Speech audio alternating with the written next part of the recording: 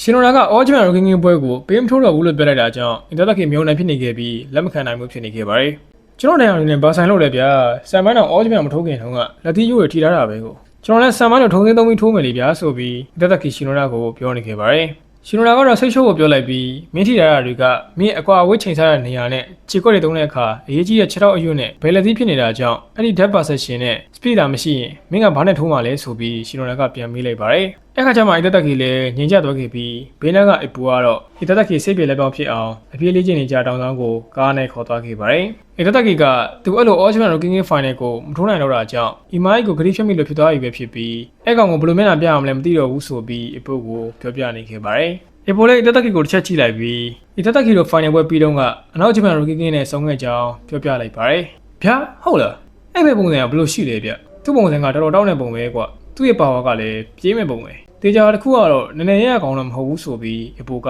ပြန်ပြေးခဲ့က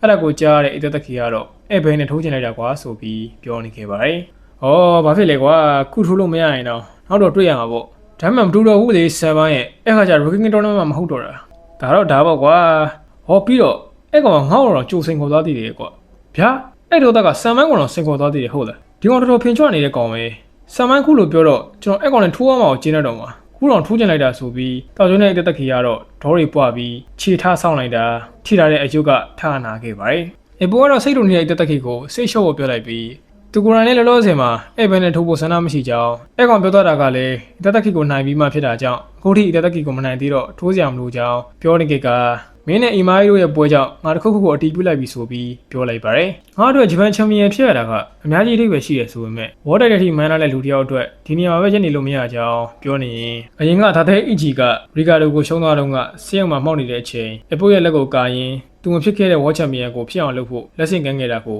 ပြန်မြင်အောင်နေခဲ့ပါတယ်။အဲ့လိုမြင်အောင်နေရင်မနဖူကြီးမင်းလက်ကိုဒီကိုပေးပါအောင်ဆိုပြီးတက်တက်ခီရဲ့လက်ကိုကန်လိုက်က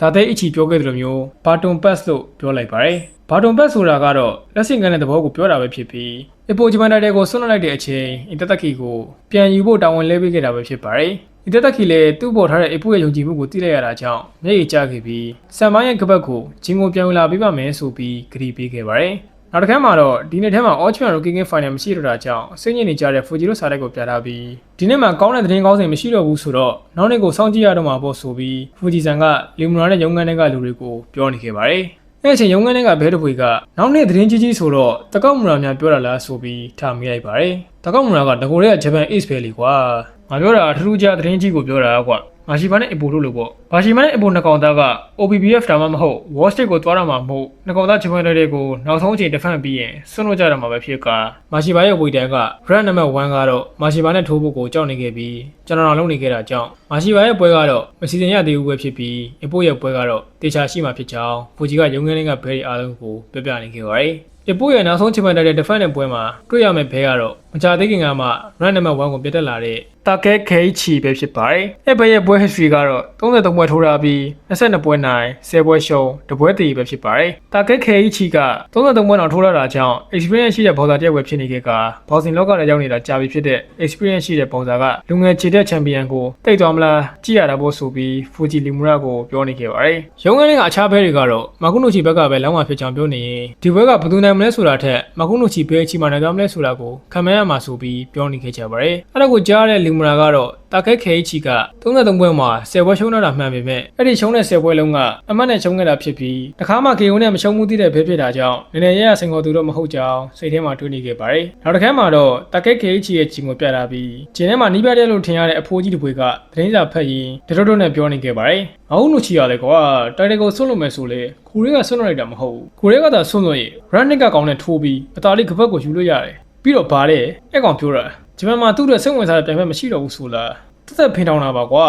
ဒီကောင်ငါတို့တမပေးကြအောင်နော်တာကဲဆိုပြီးဒီပြဖြစ်သူကအနောက်ကတဲရီကိုထိုးနေတဲ့တာကဲခဲချီကိုလှမ်းပြောနေခဲ့ပါတယ်အခုလို့ချီအနေနဲ့ဒီတဲ့မြင့်တဲ့နေရာကိုသွားတာမဆန်းပါဘူးဗျာဒါလူငယ်တွေတော့မှကိစ္စပဲလေဆိုပြီးတာကဲခဲချီရဲ့ရုပ်ကိုပထမဆုံးချိန်မြင်ရပြီးတာကဲကနှာခမ်းမွေးနဲ့ပေါ့ပါ BJ ဆိုတာကိုသိလိုက်ရပါတယ်ဒီပြကမင်းမကုလို့ချီကိုမနိုင်ချင်ဘူးလားလို့ BJ ကိုမေးလိုက်ပြီး BJ ကတော့နိုင်တော့နိုင်ချင်တာပေါ့ဗျာဆိုပြီးပေါ့ပါပဲပြန်ပြောခဲ့ပါတယ် ဟဲ့အောင်မင်းကူတွေးရမယ့်ကောင်ကအရှိမတူးခဲ့ရတဲ့ကောင်နဲ့မတူဘူးဆိုတာကိုလေသတိရအောင်ငါတို့ဒီကောင်အနိုင်ဖို့ strategy ကောင်းအောင်လုပ်ရကွာအဲ့လိုနှစ်ယောက်သားစကားပြောနေကြချင်းညစာအစင်းသင်းဖြစ်ပြီးအဖေဆိုပြီးကလေးလေးတယောက်ဂျင်ရှိကိုရောက်လာခဲ့ပါတယ်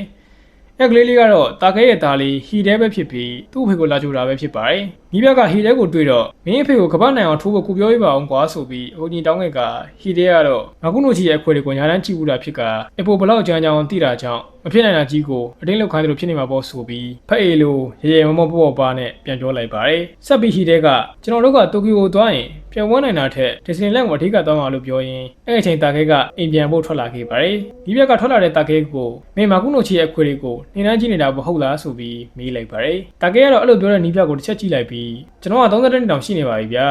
နောက်ဘယ်နှစ်ဆက်ထိုးနိုင်အောင်လဲဆိုတာကိုလည်းကျွန်တော်မသိနိုင်ဘူးဒီကြတာတစ်ခုကတော့ကျွန်တော်နားမယူခင်မှာတော့ဟီတဲကို Q ရှုကဘဲတပွေကဘယ်လိုလဲဆိုတာကိုပြသမှာပါကျွန်တော်ကထိုးလာတဲ့တန်းကလည်းကြာပြီဆိုတော့ကျွန်တော်မှအခက်ခဲတွေကတော့ရင်းနှီးပြတာပါမှန်ပါတယ်မာကုနိုချီကတကယ်ကောင်းတဲ့ချန်ပီယံတစ်ယောက်ပါဒါပေမဲ့သူကအမြဲတမ်းအပေါ်ဝဲကြည့်နေတတ်တယ်အောက်မကြည့်ပဲလက်လျှောက်တဲ့ကောင်တွေကဘယ်လိုဖြစ်တယ်လဲဆိုတာကိုတော့ဘယ်သူသိနိုင်မလဲလို့ပြောလိုက်ကရေထဲနဲ့အတူထွက်သွားခဲ့ပါတယ်တောက်ကျွန်းတဲ့တားလေးကတော့သူ့အဖေပွဲအတွင်းကြီးကြီးမားမားထိခိုက်သွားရင်သူဒီဇနီလန်ကိုမသွားတော့မှဆိုတာကြောင့်အရန်မထိုးဖို့ဘေးကနေစက်တိုက်ပြောနေခဲ့ပါတယ်